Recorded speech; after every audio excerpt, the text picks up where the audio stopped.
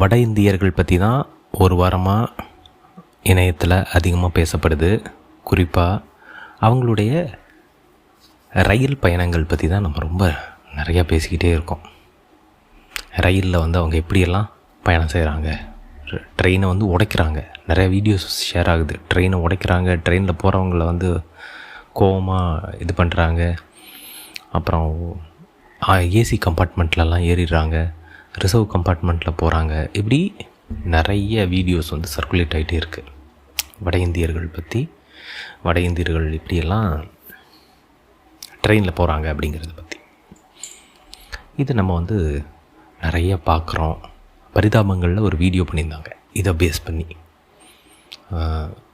எப்படியெல்லாம் வட இந்தியர்கள் ட்ரெயினில் அட்ராசிட்டி பண்ணுறாங்க அப்படிங்கிறத பற்றி. இந்த வட இந்தியர்கள் மேலே கோபி சுதாகருக்கு என்ன காண்டுன்னு எனக்கு தெரியல. ஆனால் ரெகுலராக இந்த மாதிரியான ஒரு வீடியோஸ் போட்டுக்கிட்டே இருப்பாங்க.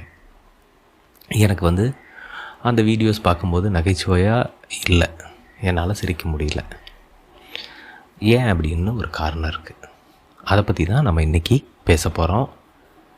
நான் மெட்ராஸ் மங்க் அதிஷா. இது நீயே ஒலி பாட்காஸ்ட். தினமும் காலையில் 8 மணிக்கு உங்களோட பல விஷயங்களை பேசிக்கிட்டு இருக்கேன், பல நண்பர்களோட உரையாடிக்கிட்டு இருக்கேன். இன்றைக்கி அப்படி நம்ம பேச போகிற ஒரு டாபிக் தான் வட இந்தியர்கள் மீதான வெறுப்பு. நமக்கு இந்த வீடியோ பார்க்கும்போது எல்லோரும் என்ன சொன்னாங்கன்னா, இதில் என்ன உண்மை தானே அவங்க காட்டுறான், உண்மையாக தானே அவங்க பண்ணியிருக்காங்க. கோபி சுதாகரோட அந்த வீடியோ, பரிதாபங்கள் வீடியோ, அதில் காட்டுறதுலாம் நிஜம் தானே, அவங்க அப்படி தானே நடந்துக்கிறாங்க அப்படின்னு. ஆமாம், அவங்க அப்படி தான் நடந்துக்கிறாங்க. ஆனால் அதே வீடியோவில் ஒரு விஷயம் நான் பேசப்படும் அப்படின்னு எதிர்பார்த்தேன். அது என்ன அப்படின்னா, இப்படியெல்லாம் மனிதர்கள் நடந்துக்கிறாங்க, எல்லாத்தையும் உடைக்கிறாங்க, ஏசி கம்பார்ட்மெண்ட்டில் ஏறுறாங்க. இதுக்கெல்லாம் என்ன காரணம் அப்படிங்கிற அந்த ரூட் காஸ் இருக்குல்ல, அதை எங்கேயுமே டச் பண்ணவே இல்லை. அது என்னன்னா, ரயில்வே துறையோட வீழ்ச்சி. ரயில்வே துறையை பற்றி, அதோட வீழ்ச்சியை பற்றி, ரயில்வே துறை எப்படி மோசமாக செயல்படுதுங்கிறத பற்றி தான் நம்ம பேசியிருக்கணும், அதை பற்றி தான் நம்ம பேசணும். ஆனால் அதை பற்றி நம்ம பேசவே இல்லை. கும்பமேளா மாதிரி ஒரு விஷயம் நடக்குது, அதுக்கு கோடிக்கணக்கானவங்க ட்ராவல் பண்ணி புனித நீராட போகிறாங்க. அப்படிங்கும்போது அதுக்கு ஏன் அரசாங்கம் முறையான ஏற்பாடுகள் செய்யலை? இப்போ நீங்கள் நல்லா கவனிச்சிங்கன்னா, தமிழ்நாட்டில் தீபாவளி டைமில், பொங்கல் டைமில் கோயம்பேட்டிலேருந்து இப்போ கீழாம்பாக்கத்துலேருந்து நிறைய பேர் கிளம்பி ஊருக்கு போவாங்க. போகும்போது போதிய பஸ்கள் செயல்படலை, போதிய வசதிகள் இல்லை, நேரத்துக்கு பஸ்ஸு கிடைக்க மாட்டேங்குது, டிராஃபிக்காக இருக்குது, இப்படின்னு பிரச்சனை வரும்போது நம்ம யாரை திட்டுவோம்? ஊருக்கு போகிறவங்களையா? அப்படி இல்லை. ஏன் அரசு சரியான ஏற்பாடுகள் பண்ணலை? ஏன் அரசு சரியான பேருந்துகள் விடலை, இன்னும் கூடுதல் பேருந்துகள் விடலை, ஏன் முறையாக திட்டமிடலை அப்படிங்கிறத பற்றி தானே பேசுவோம். ஒரு 55 கோடி பேர் கலந்துக்கக்கூடிய ஒரு மிகப்பெரிய ஒரு திருவிழா நடக்குது வட இந்தியாவில். அப்படிப்பட்ட திருவிழாவுக்கு அரசு ஏன் சரியான ஏற்பாடுகள் பண்ணலைங்கிறத பற்றி தான் நம்ம பேசியிருக்கணும். ஏன் அரசு சரியாக ஏற்பாடுகள் பண்ணலை? ஏன் அவங்க கூடுதல் ரயில்கள் விடலை? ஏன் அவங்க இவங்களுக்கு முறையான ஏற்பாடுகள் பண்ணி கொடுக்கல அப்படிங்கிறத பற்றி பேசாமல், இதில் பாதிக்கப்பட்ட மக்கள் இருக்காங்க இல்லையா, அவங்கள பற்றி தான் நம்ம திரும்ப திரும்ப பேசிகிட்ருக்கோம். ஏன்னா இந்த கும்பமேளாவுக்கு போகிற ஆட்கள் எல்லாருமே ஒன்றும் பெரிய பணக்காரங்க கிடையாது, எல்லாம் இல்லாதப்பட்டவங்க தான். எல்லாரும் எதை தின்னா பித்தம் தெளியும்னு நினைக்கக்கூடிய லோவர் மிடில் கிளாஸ் மக்கள் தான். ஏன்னா அவங்க they are going through so much. இன்றைக்கி அவங்களுக்கு அவ்வளோ பிரச்சனைகள் இருக்குது. நம்ம பிரிட்டிஷ் காலத்துக்கு அப்புறம் மிக அதிக வரியை கொடுத்து வாழ்ந்துட்டு இருக்கிற ஒரு காலத்தில் இருக்கோம். எல்லாத்துக்கும் வரி வரி வரி, நீங்கள் சம்பாதிக்கிறதுல 50% 60% வரியாக கொடுத்துட்டு உட்காந்துருக்கிற ஒரு காலத்தில் நம்ம இருக்கோம். அப்போது எல்லோரும் சொல்லுவாங்க, இன்கம் டேக்ஸ் கட்டுறவங்க வெறும் 2 கோடி பேர் தானே அப்படின்னு. அப்படி இல்லை. நம்ம இன்கம் டேக்ஸ் மட்டும் கட்டுறதை பற்றியே இல்லை. இன்றைக்கி வந்து நீங்கள் ஜிஎஸ்டி அப்படின்னு ஒன்று வச்சுட்டு உங்களை எந்தெந்த வழியிலெல்லாம் காசு பிடுங்க முடியுமோ அந்தந்த வழியிலெல்லாம் உங்கள்கிட்ட இருந்து அரசு காசு பிடுங்கிட்டுருக்கு. அப்போது ஒரு லோவர் மிடில் கிளாஸாக வாழ்கிறது அப்படிங்கிறது ரொம்ப கடினமாக இருக்குது. நாட்டில் வேலை வாய்ப்பு இல்லை, எவனுக்கும் வந்து சரியான வருமானம் இல்லை. அப்படிப்பட்ட காலத்தில் எல்லாருக்குமே ஏதோ ஒரு நம்பிக்கை தேவைப்படுது. உடனே நம்ம ஆட்கள் என்ன சொல்லிட்டாங்கன்னா, இவங்கெல்லாம் மதவெறியர்கள், அவங்களுக்கெல்லாம் ஆவணும் அப்படின்னு. அப்படி கிடையாது. நம்ம ஊர்லேயும் தான் இப்போ கூட திருப்பதியில் வந்து ஸ்டாம்பீட் ஆச்சு. நம்ம ஊரில் எந்த செவ்வாய்க்கிழமை போய் பாருங்கள், எந்த கோயில் பெரிய கோயில் போய் பார்த்தீங்கன்னாலும் கூட்டமாக தான் இருக்கும். எல்லா முருகன் கோயிலையும் செவ்வாய்க்கிழமையில் அவ்வளோ கூட்டம் வருது. ஸோ இதில் வந்து மத நம்பிக்கை, மத வெறி கிடையாது. இது எல்லாருக்கும் ஏதோ ஒரு இது தேவைப்படுது. எப்படியாவது இதில் இந்த விஷயங்கள்லேருந்து மீண்டணும் அப்படிங்கிற அந்த ஒரு நம்பிக்கை தேவைப்படுது.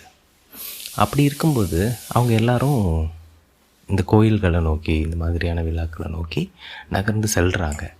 அப்படிப்பட்டவங்களுக்கு போதிய ஏற்பாடை பண்ணி கொடுத்துருக்கணும்ல ரயில்வே துறை. அவங்க என்ன பண்ணிகிட்ருக்காங்க? ஒன்றுமே பண்ணுறதில்ல. அவங்க வந்து என்ன வேணாலும் ஆகட்டும் அப்படின்னு ரொம்ப அலட்சியமாக இதை கையாளுறாங்க. அந்த அலட்சியத்தோட பரிசு என்ன தெரியுங்களா? டெல்லியில் ஒரு 18 பேர் இறந்து போயிருக்காங்க. டெல்லியில் வெறும் 300 பேர் போகிறதுக்கான ஒரு ட்ரெயினில், அதாவது ஜென்ரல் கம்பார்ட்மெண்ட்டில் 2500 பேருக்கு டிக்கெட் கொடுத்துருக்காங்க. என்ன அடிப்படையில் இவங்க டிக்கெட் கொடுக்குறாங்க? அப்போ இவங்களோட நோக்கம் என்னவாக இருக்குது? நீ எப்படியோ போய்க்கோ, எனக்கு காசு கிடச்சா போதும் அப்படின்னு நினச்சி டிக்கெட் விற்கிறாங்களா அப்படின்ற ஒரு கேள்வி வருது இல்லையா நமக்கு எல்லாருக்கும். என்னடா இப்படி கொஞ்சம் கூட ஒரு மனசாட்சி இல்லாமல் இருக்கீங்கன்னு. அப்புறம் சரியான நேரத்துக்கு ட்ரெயின் வர்றது கிடையாது. அப்படியே அந்த ட்ரெயின் வந்துச்சுனாலும் சரியாக அறிவிக்கிறது இல்லை அப்படின்னு நிறைய குளறுபடிகள் வந்து ரயில்வே துறையில் வந்து ரொம்ப அதிகமாக இன்றைக்கி நடந்துக்கிட்டு இருக்குது. குறிப்பாக நீங்கள் வந்து ஐஆர்சிடிசியில் போய் இன்றைக்கி ஒரு டிக்கெட்டு புக் பண்ணவே முடியாது. அதாவது நான் சொல்கிறது ரிசர்வ் டிக்கெட்டு உங்களுக்கு கிடைக்கவே கிடைக்காது. அதுவும் முக்கியமான நாட்கள் இருக்குல்ல, அதில் கிடைக்கவே கிடைக்காது. பெரும்பாலான நேரங்களில் எல்லாமே ப்ரீமியம் தட்கலில் கொடுக்குறான். தட்கலில் மட்டும்தான் அதிகமான டிக்கெட் கிடைக்க ஆரம்பிக்குது. ஆனால் தட்கல்லையுமே ஒரு செகண்டில் 30 செகண்ட்லலாம் டிக்கெட் தீர்ந்து போயிடுது. போதுமான ஜென்ரல் கம்பார்ட்மெண்ட்ஸ் வந்து ஆட் பண்ண மாட்டேங்கிறாங்க. இருக்கிற கம்பார்ட்மெண்ட்ஸை வந்து குறைச்சிட்டே போகிறாங்க. அப்புறமா முக்கியமாக நீங்கள் இப்போல்லாம் வந்து போதுமான அளவு போலீஸ்காரங்க இல்லை. நீங்கள் வந்து முன்னாடியெல்லாம் அந்த ரயில்வே போலீஸ் வந்து நிறைய பேர் இருப்பாங்க. ஒவ்வொரு ட்ரெயின்லேயும் ஒரு 5-6 பேர், 10 பேர், 20 பேர் இருப்பாங்க. அவங்க வந்து நம்மளுடைய பாதுகாப்பை வந்து உறுதி செய்வாங்க. இப்போ எத்தனை போலீஸ்காரங்களை நீங்கள் ட்ரெயினில் பார்க்க முடியுது? நான் வந்து கிட்டத்தட்ட ஒரு 20 வருஷமாக கோயம்புத்தூருக்கும் சென்னைக்கும் நடுவில் ட்ரெயினில் போயிட்டு வந்துட்டுருக்கவாள். முன்னாடிலாம் வந்து அவ்வளோ போலீஸ் இருப்பாங்க. நைட் ட்ரெயினில், டே ட்ரெயினில் அவ்வளோ போலீஸ் இருப்பாங்க. அவங்க வந்து பெட்டிகளுக்கு நடுவில் போயிட்டு வந்துக்கிட்டே இருப்பாங்க. இப்போ வந்து அந்த மாதிரி போலீஸ்காரங்களே நம்ம பார்க்க முடியறதில்ல. அவங்களாம் எங்கே போயிட்டாங்க? டிடிஆர் வந்து எப்போது தான் வர்றாரு, டிடிஆரே பார்க்க முடியறதில்ல. அப்போது ரயில்வேக்குள்ளே இவ்வளோ பிரச்சனைகள் இருக்குது. ரயில்வேக்குன்னு பட்ஜெட்டே போடாமல் இருக்காங்க. தனி பட்ஜெட் இருக்கும் முன்னாடிலாம். இப்போ வந்து ரயில்வே வந்து கொஞ்சம் கிட்டத்தட்ட கொஞ்சம் கொஞ்சமாக தனியார் மயமாக்கிட்டு இருக்கிறதுனால அதை வந்து ஒரு லாபகரமான ஒரு நிறுவனமாக மாற்ற ட்ரை பண்ணுறாங்க. ரயில்வே துறை அப்படிங்கிறது ஒரு சேவை நிறுவனம். ஆனால் அந்த நிறுவனத்தை லாபம் தரக்கூடிய ஒரு நிறுவனமாக என்றைக்கு இவங்க மாற்ற ட்ரை பண்ண ஆரம்பித்தாங்களோ அப்போவே இந்த காஸ்ட் கட்டிங் மாதிரியான விஷயங்கள் பண்ணுறது, பயணிகளோட வசதிகளை வந்து குறைச்சிட்டே வர்றது, இப்படிங்கிற அந்த விஷயங்கள் எல்லாமே ரொம்ப அதிகமாக நடக்க ஆரம்பிச்சிருக்கு. இதுதான் நம்ம பேசியிருக்க வேண்டிய விஷயம். இந்த வாரம் வந்து நம்ம பேசியிருக்க வேண்டிய, நம்ம எல்லாருமே கவனத்தில் கொள்ள இருந்திருக்க வேண்டிய விஷயம் இதுவாக தான் இருந்திருக்கணும். ஏன்னா ஒரு 18 உயிர் செத்து போயிருக்கு இந்த ரயில்வே குளறுபடிகளால். அதை பற்றி நம்ம பேசவே இல்லை. நம்ம எல்லாரும் வந்து இவங்களோட ஒரு 20 சம்பவங்கள் இருக்குன்னு வச்சுக்கோங்க. மொத்தமாக இந்த மாதிரி ட்ரெயின் விஷயத்தில் ஒரு 20 பேர் ரொம்ப மோசமாக நடந்துக்கிறாங்க அப்படிங்கிறத மட்டும் எடுத்து வச்சுக்கிட்டு ஒட்டுமொத்த வட இந்தியாவுக்கும் நம்ம ஒரு ஜென்ரலைஸ் பண்ணுறோம். ஒட்டுமொத்த வட இந்தியாவையும் எப்படின்னா, ஒட்டுமொத்தமாக அந்த ஹோல் பார்ட் வந்து அறிவில்லாமல் இருக்காங்க, அவங்க யாருக்குமே வந்து நாகரீகம் இல்லை, அவங்க எல்லாருமே வந்து காட்டு மிராண்டிகளாக இருக்காங்க, இப்படின்னெல்லாம் நம்ம வந்து தொடர்ச்சியாக அவங்கள பற்றின ஒரு பிம்பத்தை உருவாக்கிக்கிட்டே இருக்கோம். அவங்கள பற்றின ஒரு வெறுப்பை வந்து விதைச்சிக்கிட்டே இருக்கோம். அவங்க யாருக்குமே இது இல்லை, அறிவில்லை, அவங்கெல்லாம் வந்து நம்மளை விட தாழ்ந்தவங்க அப்படிங்கிற எண்ணத்தை வந்து உருவாக்கிக்கிட்டே இருக்காங்க. அவங்க ரொம்ப வன்முறையாக இருக்காங்கன்றது. இதே காலகட்டத்தில் தான் தமிழ்நாட்டில் திருவண்ணாமலையில் வந்து ஒரு தலித்தோட விவசாய நிலத்தில் ஒரு பிரச்சனைக்காக அந்த விவசாய நிலத்து மேலே ட்ரான் மூலமாக நஞ்சை வந்து பரப்பி அந்த விவசாயியோட பயிர்களை வந்து நாசம் பண்ணியிருக்காங்க ஒரு கும்பல் சாதி வெறியால் தமிழ்நாட்டில். அப்போ படித்த டெக்னாலஜி தெரிஞ்ச ஒரு ஆட்கள் பண்ணது இது காட்டு மிராண்டித்தனம் இல்லையா அப்படின்னு நமக்கு கொஸ்டின் வருது. அப்போது நம்ம வந்து பெரும்பாலான நேரத்தில் எனக்கு இந்த பரிதாபங்கள் வீடியோ பார்க்கும்போது அதான் தோணுச்சு, ஏண்டாப்பா இதை பேசுகிறிய எங்கேயோ ஒரு இடத்துலையாவது ரயில்வே வந்து ஏன் போதிய அளவு ரயில் விடலை அப்படிங்கிறத நம்ம பேசியிருக்கோமா? அதெல்லாம் நம்ம பேசணும். ஏன்னா நமக்கு வந்து எப்போவுமே நம்ம கீழே இருக்கிறவங்கள ரொம்ப ஈஸியாக மட்டம் தட்டிட முடியுது. நேற்று வந்து நம்ம நண்பர் விஜய் சங்கரோட பத்திரிகையாளர் நண்பர் அவரோட ஒரு விஷயம் இந்த பத்திரிகை துறை சம்மந்தமாக பேசும்போது நம்ம பாட்காஸ்ட்டில் தான் பேசினோம். அப்போ ஒரு விஷயம் சொன்னார்.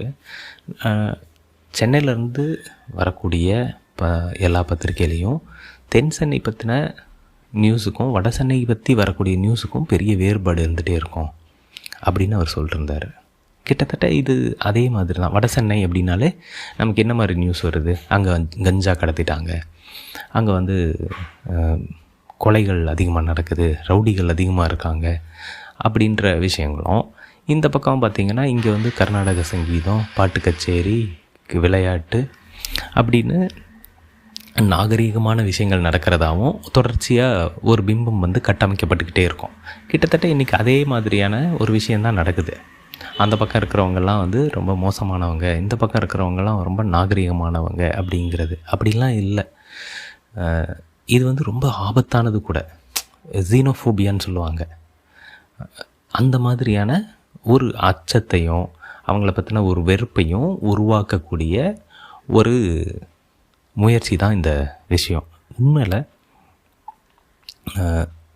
இவங்க எல்லாருமே ரொம்ப வாய்ப்புகள் கிடைக்காத, யோசிச்சு பாருங்கள், இத்தனை பேர் ட்ரெயினை ஏன் நம்பி போகிறான் அப்படின்னா அவன் ஊரில் பஸ் இல்லை, அவனுக்கு சரியான பஸ்ஸு வசதி இருக்காது, அவனுக்கு சரியான வருமானம் இருக்காது. ஏன்னா பஸ்ஸை விட ட்ரெயின் வந்து அவனுக்கு சீப்பு, எப்படியாவது ஏறி அதில் போயிடணும் அப்படிங்கிறது தான் அவனுக்கு இருக்கும். அவன் என்ன, அவனுக்கு வந்து அந்த எண்ணம் இருக்குல்ல, யாரும் வந்து இப்படி போராடி இன்னொரு ட்ரெயினில் வந்து இவ்வளோ கஷ்டப்பட்டு போகணுன்னு யாருக்கும் அவசியம் இல்லை.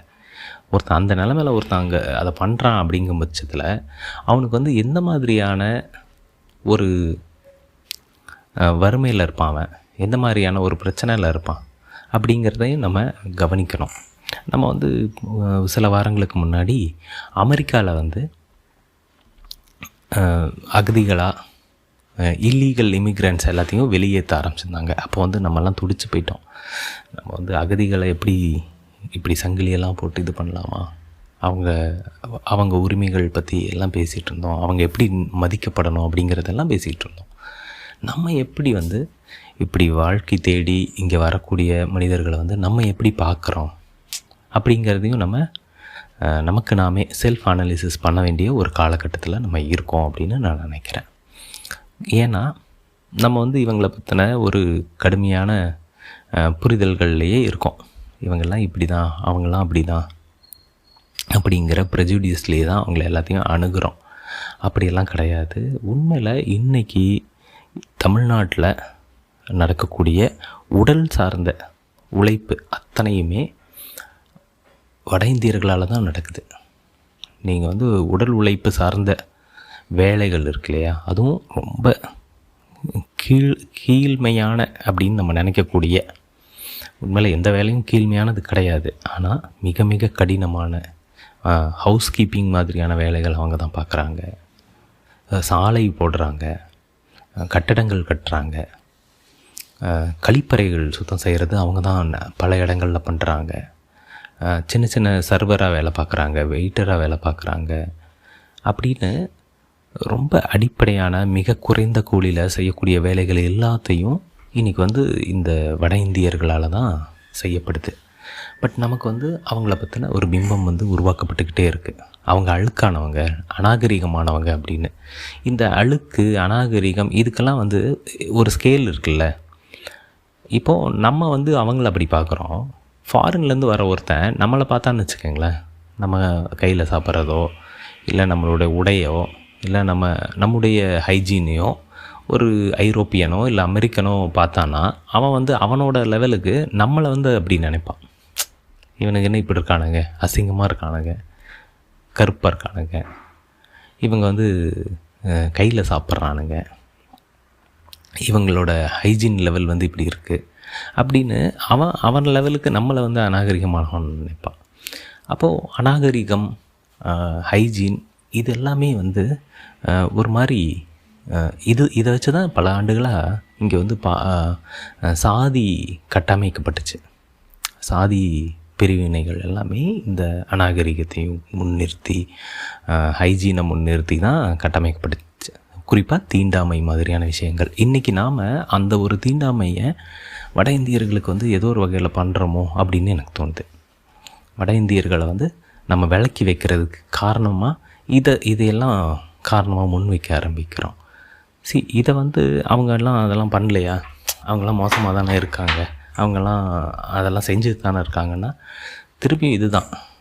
அதாவது சேரி பகுதியில் இருக்கிற மக்கள் எல்லாரும் வன்முறையாக இருக்காங்க, சேரி பகுதியில் இருக்க மக்கள் எல்லாரும் ரொம்ப அழுக்காக இருக்காங்க அப்படின்னு நம்ம குறிப்பிட்டு அவங்க ஏன் அப்படி இருக்காங்க அப்படிங்கிறத பேசணும்ல. ஏன் வட சென்னை மாதிரியான ஒரு பகுதியில் வன்முறை அதிகமாக இருக்குது அப்படிங்கிறத யாரும் பேசுகிறதில்ல. அங்கே ஏன் வசதிகள் குறைவாக இருக்குது, அங்கே ஏன் எல்லாமே அவங்களுக்கு கிடைக்க வேண்டிய, அதாவது தென் சென்னையில் கிடைக்க வேண்டிய கிடைக்கிற விஷயங்கள் எல்லாம் வட சென்னையில் இருக்கவங்களுக்கு ஏன் சரியாக கிடைக்க மாட்டேங்குது அப்படிங்கிறதுல நம்ம பேசணும். இன்றைக்கி ஏன் வட இந்தியர்களுக்கு முறையான கல்வி கிடைக்க மாட்டேங்குதுன்றதை நம்ம பேசணும். வட இந்தியர்களுக்கு ஏன் முறையான ரயில் வசதி கிடைக்கிறதில்ல அப்படிங்கிறத நம்ம பேசணும். அவங்களுக்கு சரியான வாழ்க்கை முறை இல்லை, வேலை வாய்ப்பு ஏன் கிடைக்கல, அவங்கள எப்படியெல்லாம் ஏமாத்துறாங்க ஆட்சியாளர்கள், எதை காரணம் காட்டி இவங்களுக்கு மதம் அப்படிங்கிற விஷயத்த ஊட்டிட்டு அதன் மேலே இவங்க எப்படி ட்ராவல் பண்ணுறாங்க. அப்போது அந்த மக்கள் அறியாமையில் இருக்காங்க. அறியாமையில் இருக்கிற மக்களை பார்த்து நம்ம கேலி பண்ணி கூத்தடிச்சு சிரிச்சிட்ருக்கோம். உண்மையில் அவங்களுக்காக நம்ம பரிதாபப்படணும்.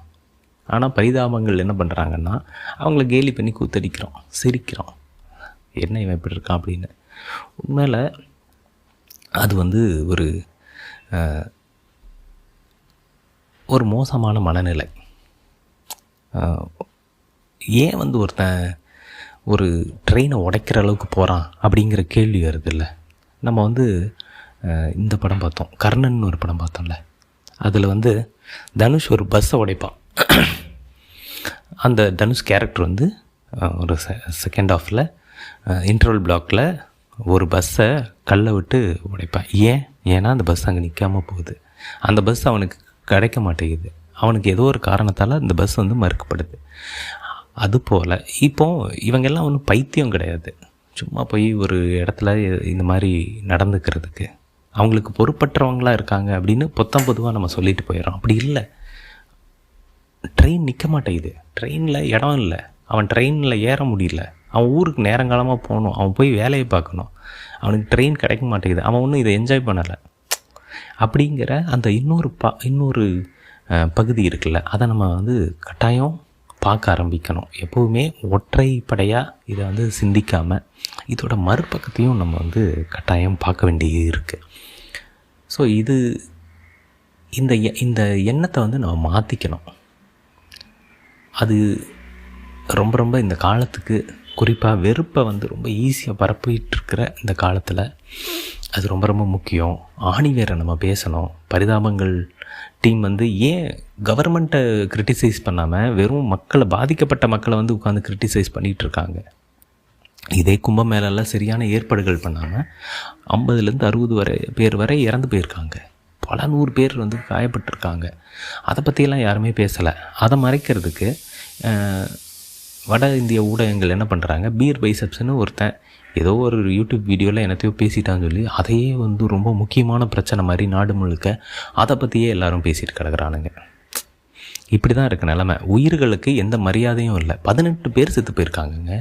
அந்த 18 பேர் இறந்ததை பற்றி யாருக்காவது ஏதாவது கொஞ்சமாச்சும் அக்கறை இருக்கா? அதே ரயில்வே ஸ்டேஷனில் அதே மாதிரி தான் செத்து போயிருக்காங்க. அவங்களுக்கு ஏன் வந்து அதிகமான டிக்கெட்டுகளை கொடுத்தீங்க அப்படின்னு யாருக்கும் இங்கே கேட்கறதில்லை. ஏன் வந்து ரயில்வே துறை இப்படி இருக்குது அப்படிங்கிறத கேட்க மாட்டேங்கிறாங்க யாரும். அதை தான் நம்ம கேட்கணும். ஒவ்வொரு விஷயத்துலையும் நம்ம அப்படி தான் மறுபக்கத்தை வந்து அலசி ஆராயணும். அது ரொம்ப ரொம்ப முக்கியம். வட இந்தியர்கள் மேலே இவ்வளோ வெறுப்பு தேவையில்லை. வட இந்தியர்கள் மேலே மட்டும் இல்லை, யார் மேலேயுமே. அதை கொஞ்சம் நிறுத்தி நிதானமாக நம்ம பார்க்கணும் அப்படின்னு நினைக்கிறேன். ஸோ இதுதான் நான் இன்றைக்கி பேசணும்னு நினச்ச விஷயம். xenophobia அப்படிங்கிற இந்த வெறுப்பு, அந்நியர்கள் மீதான வெறுப்பு, அதை பற்றி தான் இன்றைக்கி நான் பேசணும்னு நினச்சேன். ஏன்னா அது ரொம்ப ரொம்ப ஆபத்தானது. அந்த வெறுப்பு வந்து வரலாறு முழுக்க இந்த வெறுப்பு வந்து ரொம்ப மோசமான விஷயங்களுக்கு நம்மளெல்லாம் கூட்டிகிட்டு போயிருக்கு. ஸோ அது இல்லாமல் நம்ம இருக்க முயற்சி செய்யணும். மீண்டும் நாளை ஒரு நல்ல டாப்பிக்கோடு உங்களோட உரையாடுறேன். அதுவரை உங்களிடமிருந்து விடைபெறுவது உங்கள் மெட்ராஸ் மாங்க் அதிஷா. இது நீயே ஒலி பாட்காஸ்ட்.